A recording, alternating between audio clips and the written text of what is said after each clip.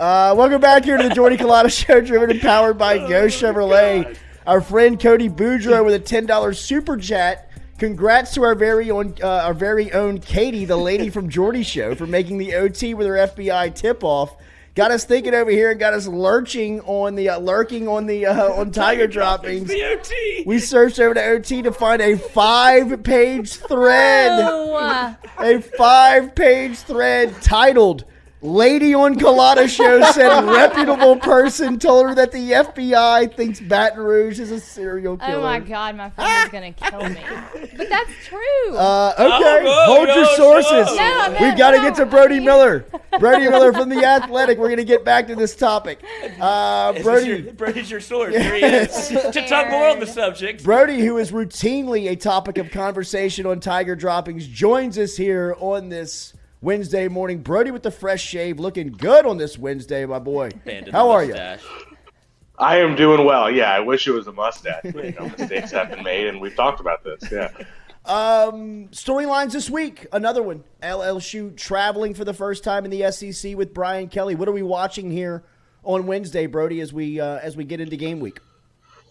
Yeah, I think the biggest news, and reporting this now, is that LSU starting guard Garrett Dellinger did injure his hand this past week and will, it appears, miss LSU's game against Auburn.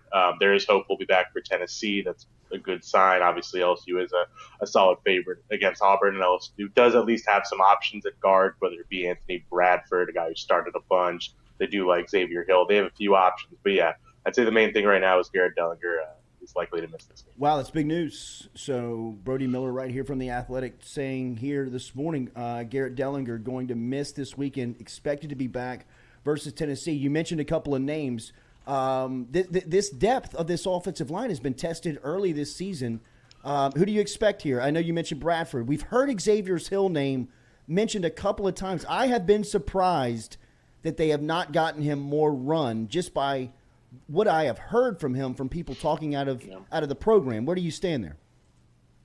Yeah, because Xavier Hill's a guy who in the spring really wowed me. But I'll also preface that with, and I'm just speculating at this point, but I will preface that with he was the kind of guy who would look amazing in a one-on-one against really good linemen, right? Like Mason Smith, and that's something. That's talent right there. But I'm not sure, I guess, where they're at overall with him. It's just a day-to-day guy you trust and all that, but I don't know. I think Xavier Hill is clearly would be the next guy up if it's theoretically not Bradford. Bradford still did rotate in Saturday against New Mexico, which shows they're not out on him, but still he has missed time and whatnot. But my gut says Bradford just because of the experience, the reliability, but at the same time, Xavier Hill is a really exciting talent who absolutely could get a lot of time Saturday. Your latest piece on John Emery is a great read, and Emery, of course, missing the last 2 years of football and getting back into it. Brody, what did you learn in writing this piece on LSU senior running back? Yeah, I think so much of it is just, a lot of it's been documented, right? A lot of it is, but it's just, I think people it's easy to forget just how many things have compiled. Yeah. It's like, okay, you focus on the academics. Well, so much of the academics were related to the, just the insane hardship in his life. His stepfather had been hospitalized. His stepfather's still in and out of the hospital 2.5 years later. His grandmother dying, his sister's on a lung transplant list. It kind of keeps going and going, and it's kind of easy to focus on one and forget the others. And I think what stood out to me talking to people about this was because I think you and I know, and I've kind of alluded to it. Even the story doesn't really go into it, but Emery didn't not everybody exactly had Emery's back, throughout this whole situation. There were some things that were, I think, mishandled is the safest way I'll put that weren't necessarily all his fault. And I think what stood out is just hearing people talk about, he still insisted on, I'm going to take accountability for this. Every interview, it was still, I messed up. I need to do this differently. And I know his mother was almost frustrated hearing, she respected that, but almost come on, this isn't all on you. And I think that just kind of shows how he wanted to go about this, and also the accountability and change that you've seen in him the last few years. That, his dad talked about, he was this uber talented 5-star 18-year-old who, probably to some extent thought things would just go easily because he was so talented. And I think that's the maturation you're seeing, that accountability. What about that running back room? It looked like up until last week they were trying to make Armani Goodwin the primary guy. What's the latest on? He left that game against New Mexico, and what are you hearing on the latest rotation there? Yeah. I think with Goodwin, it's a hamstring thing, which those are just tricky to really like project and exactly. But Kelly did say it's day to day, which is a very good sign because that tells you that it's more of a short term thing. But it's a good cough right there by our driveway. Sorry, Brody. Good Lord! Don't say sorry to me. I'm worried about my guy. Not. I mean, good. I'm saying sorry to the audience. Jesus. Turn my microphone off. I'm Sorry sorry. to the doctor, We didn't whoever turn ours finally sees this guy. Maybe it's my fault for addressing it, but Yes. it's Lloyd, so why not? That's I'm sorry to the mortician that has to stuff this guy. He's dead. Anyway. Yes. But, so I think that's a good sign because, hamstring, you never know. It could be a few days, could be 2 weeks, who knows. But that's a good sign. Yeah, he has looked like, in a lot of ways, he's looked like the best back. I mean, He is a just explosive, special guy. I think there's always a little bit of, and running back's always so hard to talk about because there's a little bit of like, who can you trust on down to pass protect? Those little things that we're missing that I don't think they fully give Goodwin the complete job. But I do think, right now, it's no exaggeration, 4 guys. Kane is clearly the guy they go to in those short yardage kind of situations, but then he also showed he could break that 50-yard touchdown run, which I think was probably good for his stock. And then, Emery is obviously getting around 10, plus touches a game, and he's still easing back into it. And his stats aren't great, but I think it's a little misleading because he does have, like 1 or 2 plays where it's like, okay, he adds something no one else quite has. And judging LSU's rushing stats are always misleading because there aren't exactly great holes there. And then, I even mentioned Josh Williams, who has been sneaky one of the most productive players, important players. His blocking is essential, but he's a really good receiver. And he's just been they're not just giving him garbage time anymore. He's getting real every game playing time. So, man, they're in a better situation than I probably even thought they'd be at running back. What is the effect that Jack Besh has being back included into the mix, both special teams and on offense? It's like one of those things where I'm talking out of my behind because it's like I don't know how to better explain it than like there's something about on like a third down he just has like a body that knows how to get leverage and get open. It's just it's like 3rd and 6, and it's like maybe he's not even exactly open, but he's just such a big possession guy. You can just hit him on a little slant, and he'll just kind of figure out how to get enough opening to get the first. It's so ignorant, but it's true. I mean, Max Johnson always went to him on 3rd down, and you're seeing it even in one game. He just has that ability. But I think with that punt return even shows you he is more. And we've talked about this, and I even wrote about it before he came to LSU. Like, he is a great athlete, because he's so big. And I know there's always the whole sneaky athletic thing that I'll leave at that. But, I think people don't think he's that good of an athlete. But that punt return showed how explosive and nimble he is. I mean, he is a great athlete. So, I think he adds a reliability is the best way to put it. A guy you just know you can throw the ball to and trust on top of your neighbors making a big play or Thomas making a big play and, of course, Kayshon Boutte. So, man, Besh back, it just adds probably efficiency and trust more than anything. We were talking earlier before you came on about this defense, and it feels like the country is starting to recognize this or at least regionally, people in the SEC part of college football demographic is speaking about LSU's defense on how they could be a real threat. What do you make of the ceiling of this defense? They get Joe Fuchsia back to action on Saturday, and then they get B.J. Ojulari seemingly back into play on Saturday. What are you feeling now seeing them for a month?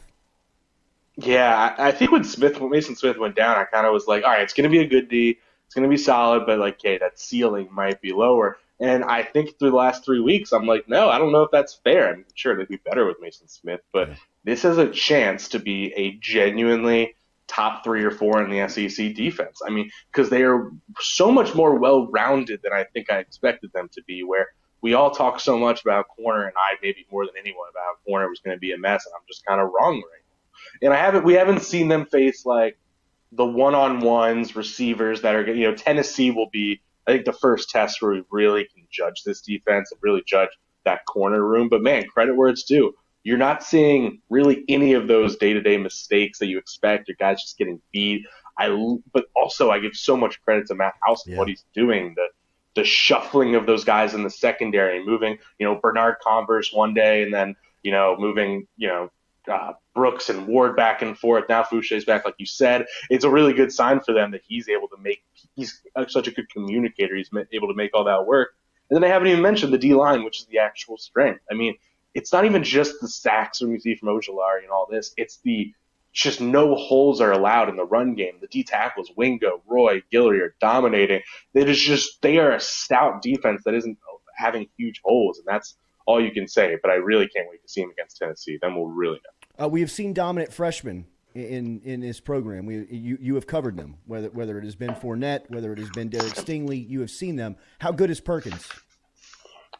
Yeah, God, I mean, I don't want to think Stingley's probably the best freshman I've seen, right? Is that fair? But I mean, Perkins is in that class. I'm trying to think of some others that are obvious, but man, Perkins is absolutely. Matthew was a greght freshman. Yeah, before my time, so I didn't want to pretend I knew. But Matthew's a great call. I mean, obviously Fournette, but man, it's shot. And I think Kelly gave a really good and insightful answer about, hey man, he is a freshman. They are giving him just kind of pieces and letting him then play free and letting him then be just the athletic guy he is because they're not asking him to do everything. That's great coaching. I think that's what you and I even talked about before the Mississippi State game, a little bit of like, he's not like ready to be the guy, but you want it's just athleticism. So give him those simpler roles and just let him do things. But man, we heard from Matt House on your show back in the spring or summer about like, he wants to be coached. He's in the film room. Like you think when you have a top 10 recruit like that like, oh, it's going to be, he's not going to think like that. And he does. And he is that kind of thinker. Kelly talks about how coachable he is. So for him to be able to go outside linebacker, inside linebacker, be both good pass rushing and in pass coverage, I just think that's rare on top of the athleticism. So yeah, man, come year 2, that guy should be one of the best linebackers in the country. And this year he's already a game changer. Football is a game of breaks. You got to catch some to have a good season. And I think LSU catches a break on the timing that they go to Jordan-Hare, that they get Auburn. What have you learned about Auburn this week in what LSU is taking on Saturday? I mean, is it fair to just talk bluntly that they are a mess? I mean, that is fair. I mean, obviously Brian Harsin probably only has a few weeks to go. I mean, I think the thing that you have to be scared of is they do have a good pass rush. That is something that, especially with, obviously Dellinger out, that's going to be tested a bit, with going to test these freshman tackles a bit. So the pass rush can get after people. They do, Owen Papo is a great linebacker as well. He can do some things, but they're just not that much of a real threat in a lot of other ways. I mean, the offense is a mess, and they feel so reactionary to some extent. It's like, okay, Penn State game, they don't give Tank Bigsby the ball much at all, and everyone's like, what are you doing? And then that's obviously a mess. That's your best player. He's a special. The bummer of all this is Tank Bigsby, it might be the best running back in the country. That's not crazy to say, and he's mishandled beyond belief. So then all of a sudden, like the next game, they overgive him the ball, and like in situations where you shouldn't be, and you should be getting a little more balanced and creative. And it just shows the staff doesn't really seem to have a plan. And obviously the quarterback situation, whether it's Finley or Ashford, they're just getting no production there in a sustainable way. So yeah, man, I mean, Auburn is obviously they're Auburn. They're tough. They have SEC bodies. You can't write them off. This rivalry, as nonsense happens. But just from a football point of view, they are a mess of a team, and LSU should be a touchdown favorite that they are. What's the health of Daniels? What's the latest on him after Saturday? It seemed like Brian Kelly said he could come back, but what do you expect from that position on Saturday? Yeah, I think it was promising that Kelly said there were no lingering effects and basically implying he is essentially, back to himself. I wouldn't be surprised if just a little bit of timidness, a little bit of maybe not wanting to take off running, and a little bit of them not wanting him to run as much. And maybe this is a game where he can maybe prove himself a bit as a passer. But at the same time, I look at the fact that he immediately, about the second he got out of that tent, was on the sideline asking to go back in. I mean, you could see it. He was like, let's go, put me back in. And he had to be kind of told no, which kind of alleviates that concern maybe that he's going to be like timid or like, he wants to just get back out there. So I think he's obviously going to play. I don't think there's any doubt about that. And I don't really think it's going to affect him too much. That's a good sign. What do you expect from Kayshon on Saturday? I think I'm officially reaching the point that I'm tempering down a little bit of the Kayshon Boutte just expectation. I mean, he's still the best receiver probably, or at least one of the two best, still one of the best receivers in the SEC. But I am just tampering down the expectation that he's going to have like a Blitnikoff year, that he should go get 200 yards against Auburn, just because. And by the way, I don't think that's all on him. Some of it is like offense could get him better used, absolutely. Two, LSU's so set at receiver, you don't want to like build your offense around one receiver. And also, there's a little element of like maybe what Jaden Daniels does well and how that offense is just going to look when you don't have Nussmeier quarterback. You have Daniels. Yeah, I mean, Daniels maybe isn't the kind of passer that's conducive to just getting like a ton of one-on-ones and dominating with Kayshon Boutte. I mean, that's an unfortunate reality, I think, to some extent. So, yeah, I think Kayshon Boutte's going to play well. I think he's going to have a good year. I just don't know if he's going to have the special. Brody, great work on the Dellinger stuff this morning. We will continue to read your work over at The Athletic and keep up with you on Twitter at Brody A. Miller for the latest on LSU football. Thank you, as always, for stopping in this week. You're the best, man. I appreciate it as always. And hey, Lloyd, take care of yourself. Well, we'll have some questions, and I'll get them next week. Yeah. I'm fine. Can't talk. I'm for God's fine. sakes. Thank you, Brody. Means I'm getting better. Brody Miller from The Athletic. Get your subscription and follow the man on Twitter to keep up with the latest. As that's big news. That is breaking news there from Brody on Garrett Dellinger, who it was announced, as Miller just announced here, that starting offensive guard Garrett Dellinger has injured his hand against New Mexico and will miss this Saturday's game against Auburn. Next up has to be Anthony Bradford.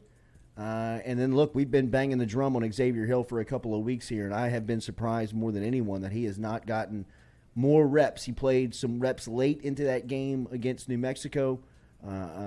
Obviously, the offensive line stayed fully intact against Mississippi State the week before when Hill was eligible to get onto the field. Now with the injury to Dellinger, what could be next there at that guard spot? Feels like Bradford, but wonder if Hill may get some run too. As this offensive line just can't stay stable. They finally found some consistency. They just can't stay. They can't stay intact. Which that's a group that you really want to play together as much as possible. So. And didn't they just have their first game with back-to-back starters playing together, and now you get this? Yeah. That's unfortunate. All right, we'll be back here and catch up. We got mailbag. We got voicemail. We'll read the text. We've got a OT Lounge superstar amongst us.